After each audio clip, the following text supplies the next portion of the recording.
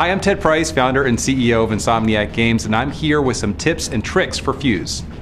One of my favorite aspects of playing Fuse is pulling off Fuse weapon combos. There are almost 60 different combos in the game that you can achieve by working together as a team. Here's an example of a simple combo. Izzy crystallizes a bunch of enemies. Jacob fires the arc shot into those enemies and triggers a flare burst. This gives both Izzy and Jacob lots of points. But we can take it a step farther. Izzy crystallizes a bunch of enemies with her shatter gun. Naya triggers a chain of black holes which then shatters the crystallized enemies.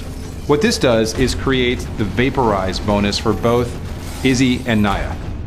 This is Doug Sheehan. I'm the lead gameplay programmer on Fuse, here with some pro tips on Echelon mode for you to help you survive and not just get owned. Very first thing to do, use your skill points. They are going to be the biggest thing that saves you in this game. Once you get those, you can do a few things to help you and your team keep on going and get further into Echelon mode.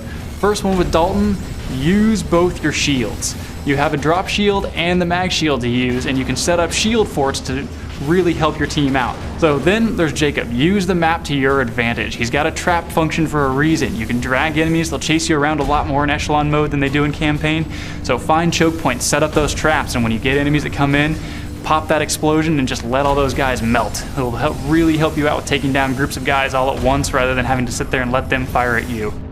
I'm Joel Goodsell, lead designer from Insomniac Games. I'm going to talk to you about an innovative feature in Fuse called Leap.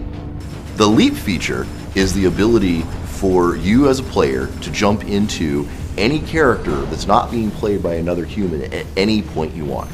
A really useful situation for a Leap is when you're in a really tough fight and you'll find yourself pinned down and surrounded. Well, you can immediately actually leap out of the character that you're in, kind of save your butt a little bit by leaping to another character, find yourself in a slightly more advantageous position. So let's say you're facing a boss. One of the best characters to be when you're facing a boss is Izzy, because Izzy can drop heal beacons for the entire team and keep the entire team up, even under some of the most extreme insta-down attacks. She can also drop a heal beacon on herself. So if you walk into a boss and you find yourself playing, Dalton or Naya, there's times when you're going to want to switch over to Izzy and, just keep everybody alive for a while.